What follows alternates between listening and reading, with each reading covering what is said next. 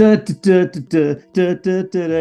Jules Gill. What do you think of the Mario trailer doing the rounds? That really started off strong. I thought that you were going to find a way to actually get all of the lyrics matching in the situation, but it really tapered off hard towards the end there, didn't it? No, I grabbed you in for this because I don't know what you think about this trailer, and I wanted to get you on cam. And also, I've got a whole theory about what's going on with Chris Pratt's Mario Patio, as he might be called. But I want to hand it over to you first because I don't know what you think of this trailer, and I want to know. So I watched it on the Nintendo Direct. I basically sat back with a sort of like cognac, like swirling it around. And I was just watching all of the people explode with different takes here and there about what they thought of Bowser, what they thought of Mario, what they thought of the setting of the Mushroom Kingdom. And you know what? I walked out of it just going like, I'm going to see this movie, man. Yeah! I am keen. I am so keen for this movie. Keegan-Michael Keen. Because the thing is that like I was so worried that it was going to be, I don't know, anything but what it was. I thought that it was going to be supremely cheesy, like super silly, not referential, or referencing the wrong aspects of what Mario is, or just be catchphrase heavy and all that sort of like garbage. Or have an Uptown Funk song segment.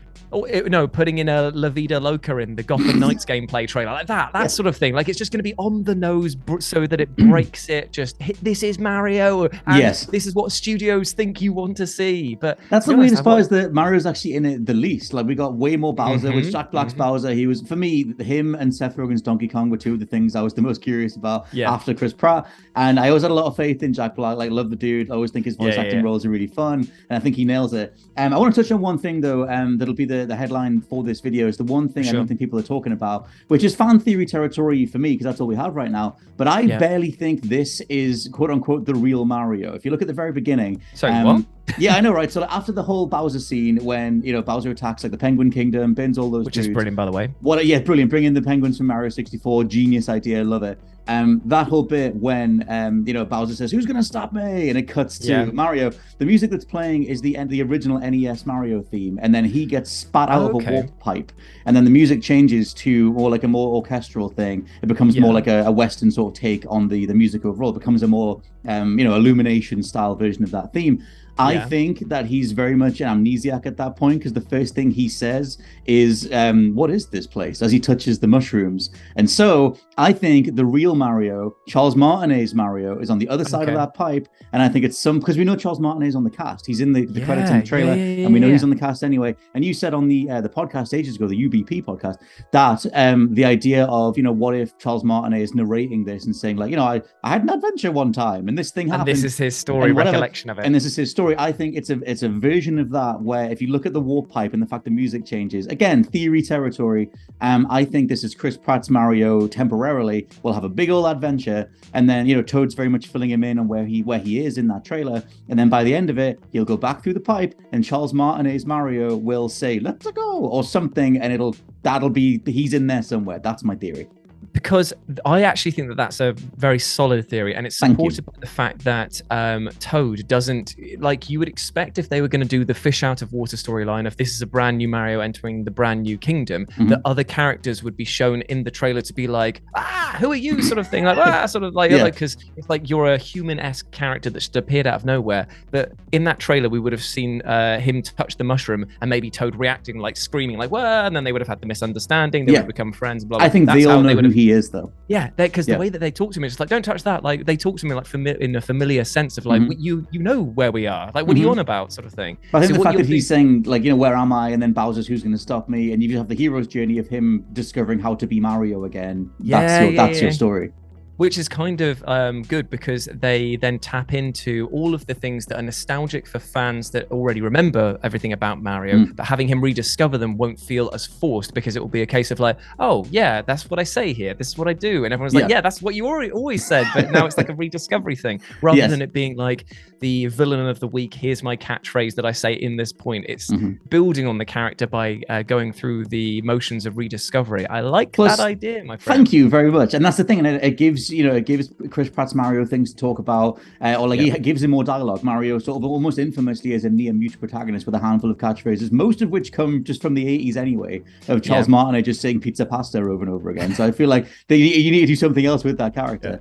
But yeah, let's go through the trailer stuff. Or what stuck out to you? If something that you want to talk about first, because I can go all day talking about this thing. Well, I was just thinking of sort of like expanding slightly on your theory that you just pitched. I mean, if he's like if he's an amnesiac forgetting who he was, what if Bowser's wish when he touched the star is that he wished that there was no more Mario, and they basically like he's already been defeated so many times, this is a last-ditch effort to go there, he gets the final star after battling with Mario for ages, and then just basically says you don't exist anymore. So they drag Mario from the video game form into the game there, and therefore he is technically Mario, but he won't have any of the relationships or understanding that he had before. Dude, if he like that whole, because that's the whole thing, the idea of like the roles that the superstars or the starmen or whatever have played in the games, they've always just been, it makes him Super Mario, it empowers something. If he has to get to that star at the end, and when he touches it, he becomes Charles Martinet as Mario, and he's all like yahoo and all that kind of stuff. That would actually be amazing. Massively take that. That would be hilarious.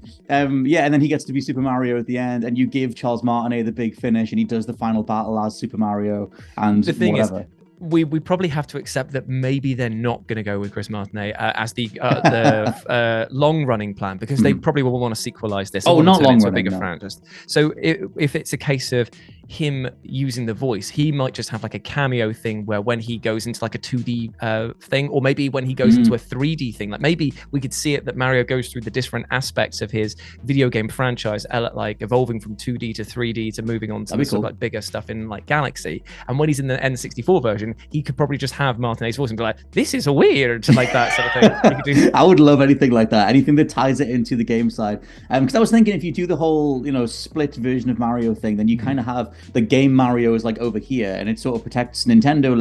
If let's say the movie bombs, it won't bomb, but let's say it doesn't do very well, it's going to make money no matter what it does, even if it's going to be it'll make money. Yeah, it's already like a big cultural sensation anyway. But it's like, if there's any part of that movie's rollout that they aren't happy with for whatever reason, they can still say, or they can still protect the game version of Mario, the Charles Martinet version, whatever, that's still over there, and you get to have your fun little adventure over here, almost like they've done with the Mario and Rabbids games, where Mario just doesn't talk in those games, he just gets thrown into it, and then the Rabbids meet up with him and everything, and you have that whole adventure, and then it all resets again. Maybe that's the version of Mario we're seeing now. Maybe we're seeing the Rabbids Kingdom Battle version of Mario as Chris Pratt's version. We almost need to unite the streams, right? Because the Rabbids predate the Minions, but Rabbids and Minions have the exact same energy. I'm a big Rabbids Minions man, but still, how long is it? Because Illumination owned the Minions, and now we have Mario and Rabbids crossover stuff in the games. How long until the Minions meet the Rabbids? I know this is Mario trailer reaction, and we'll get there, but how long until that happens, Jules? I hope that I am deep in the ground at that point, mate. I want to be dead before I see that. I'm being honest. Oh no, I'll take that in the Mario sequel. But this is what they make me feel. This is the energy they give me. I love that one image is the one meme that's doing the rounds of just sort of, oh god. But there's so much to love about the trailer, by the way. In terms of different aspects of it. So we've already gone through Bowser. Jack Black's characterization of Bowser sounds perfect from the short snippets that we've heard. I love the upending of having the penguins come out and throwing their snowballs ineffectually against him. Just fantastic. The sheer power of Bowser, by the way, of him actually decimating that. It's kind of like, it explains why his troops are so terrible, because he doesn't need them. He's almost just like, this is literally just for show. I can destroy this entire castle if I want to without doing anything. Yeah, the power side of it. And as far as I know, I could be forgetting something, but I don't think he's ever had a fire blast that big, like a full-on massive projectile thing. Yes, he has in the Bowser's Fury one, when he's like the massive Bowser. He does like a huge laser attack. I know it's not the same, but he has had like immense power of that nature. When he's I was just thinking in terms of kaiju version. Yes, exactly, like over the top kaiju style power battle stuff. But bringing the penguins in from Mario 64 is a great little touch for anyone who grew up. Do you yield? It is like making them, because people have already started thinking that maybe the leader is the baby one that you can drop off a cliff in the level. Like he's grown up and work. he's stronger.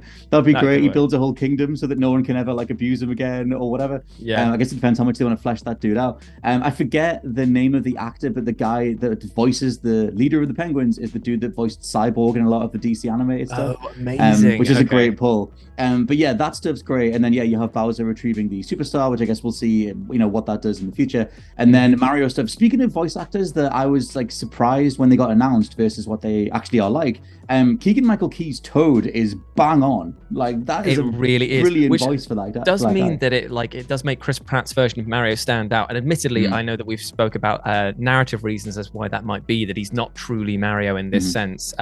But it is still weird to see the two bounce off one another and it not have the same dynamic as like the cartoons did back in the day. Well, that's the thing. Like if they're doing, if we're right and they're doing a Mario trajectory from zero to full on yippee and all that kind of stuff, then like I guess he's going to get there over time. But do you think he'll do that? Do you think Chris Pratt has it in him to get more light and like in a higher pitch than everything? I do feel that everyone is already slating him for being like, oh, Chris Pratt's version of Mario is just the Chris Pratt voice. But still, there are elements even within the trailer. If you listen carefully, you can hear the inflection like comes in and out again. And maybe, like you say, that will grow over time. I do think that it's probably better than him going like balls to the wall, super like almost like a caricaturist Italian accent. That might not sit well. But then again, when you look at what the other nations are doing with their versions of the trailer, like you were saying, the French actor who's doing the version of Mario is gone in ham. There is scenery shoot left, right, and the center, and everyone's loving it because of that. Yeah, the French version is the closest to the game version by far. There's also the Brazilian version, gave him like more of an Italian accent, which they stand out, which I guess would disprove the idea if he's going from 0 to 100 Mario over time. But then you've got to think about like cultural differences as well. Like the way that cinema and like as a whole is handled in different countries is very different. Some nations really go like on the nose with how it is, and that's just how it sells. It like star power will sell in some countries, but not in others and stuff like that. Like they might not have been enthused by the likes of like Chris Pratt. I know that it's obviously different actors playing them, but their big names might just be chosen for vocal talents and accentuation rather than for being a high profile Hollywood celebrity. That's a really good point. I think, and like obviously if you're just, maybe your French audience is going to respond more to just, the Mario movie, that sounds like Mario, cool, I'll go see it. Yeah. As opposed to selling it on Chris Pratt, which I feel is like a more sort of Western approach. But yeah, overall, like I guess where'd you come down on the Pratt stuff? It was a weird thing. When I watched it for the first time, I didn't have any real reaction to it. Like I was curious to hear it. And then when he was like, oh, what is this place? And then he's like, Mushroom Kingdom, here we come. And I'm just like, okay, you're kind of putting a little bit of an accent in there. I've seen some people be like, oh, it's lightly Brooklyn, lightly New York, slightly attempting sort of Italian New York stuff. It's enough for me. But at the same time, I didn't pick up on it, whereas I did pick up on and enjoy Keegan-Michael Key and Jack Black's performances, which again might be the intended effect, but then I don't know if I'm just giving him too much slack. I mean, like, we don't see people going off at Jack Black that he's not just going around going roar, roar, roar. I mean, like changes have to be made to fit an audience. True. And I'm just looking forward to see how Luigi is going to be handled. That's my tiny bit of him. Oh my god! Why I'm keen.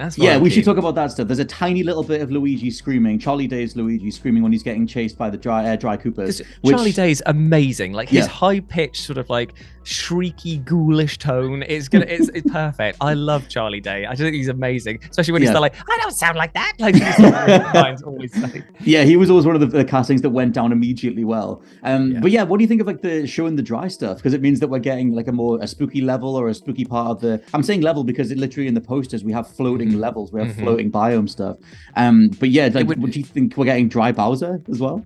Well, it could maybe. I mean, it would be interesting if the whole premise of it is reuniting the gang sort of thing to defeat Bowser. Maybe everyone's lost their mind or memory at that point. And so finding Luigi in his mansion from the GameCube games would be a fantastic shout. Like maybe he's got to go there and basically scare him out of the mansion in order to join him because he's such a coward.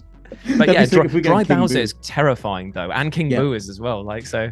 Yeah, like that's the thing. Talking about Bowser, I saw people saying like, Bowser was actually quite scary in this version of him. Like he's like, and that's another thing I really like that they've sort of taken like his floating ship from Mario Galaxy with the Bowser's Fortress stuff, like Bowser's Castle or whatever, and made it like a big floating kingdom that he just sort of pilots around and lands in front of kingdoms and stuff.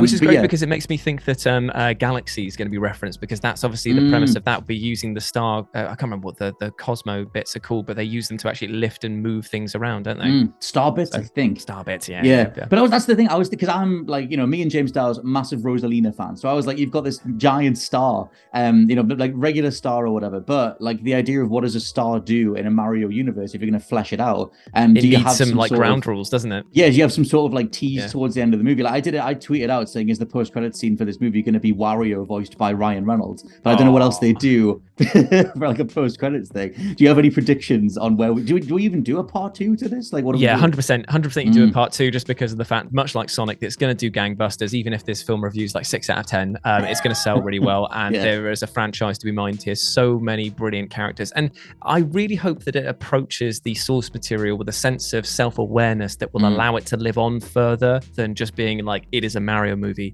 Like a Mario movie with heart is going to do so much better in the long run. And if they can finally give our collective boy his day, Waluigi, if that is how they, like, there is a god, the Wario with Ryan Reynolds thing, if you just heard they're like at the end of that, like either one of them would be perfect. It would be so good. I would love that. I don't know who the hell you cast as Waluigi. Like if you're gonna like try and match the level of cast that we have. Gilbert Gottfried, like the guy who did it. Is it Iago from Aladdin? Just I'm pretty sure Gottfried passed away, but maybe we could do.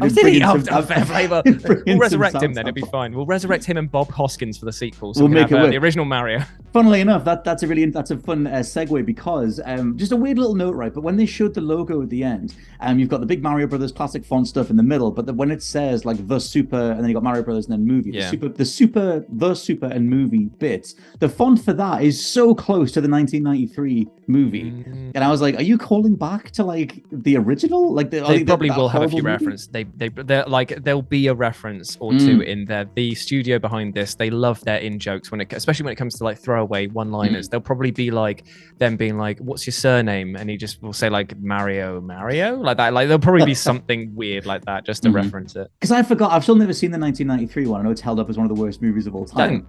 No, just don't do it. Just say no. But I think that in that regard, like, that movie still ends on ostensibly a cliffhanger. Like Daisy comes in with the rifle, and she's like, something's going down or whatever, and then they all run off. And it's like, would they tie that off as a way to like bring it all together? The fact that Miyamoto is on the panel for this, he's executive producer of the movie, and like, he said in the direct, like, we sat down with concept sketches and went all the way through to the movie. They assumedly have full creative control, both from Nintendo's side and Illumination's side. Do you do something as random online banter as reference the 1993 movie? And did you tie that plot point off? Does Daisy come in? I mean, if you're not going to do it now, when are you going to do it? So it's only been 30 years. Yeah, exactly. But yes, let us know what you think down in the comments below of our various theories. And are you excited for the Mario movie? I think the reception to it is fairly positive, but a little bit divisive. It looks like it has been. Yeah, based on Pratt's voice and stuff. But for now, I've been Scott from WhatCulture.com. And I have been Jules from WhatCulture.com. And we'll catch you next time. Gabagool. Gabagool. Yahoo! Yippee!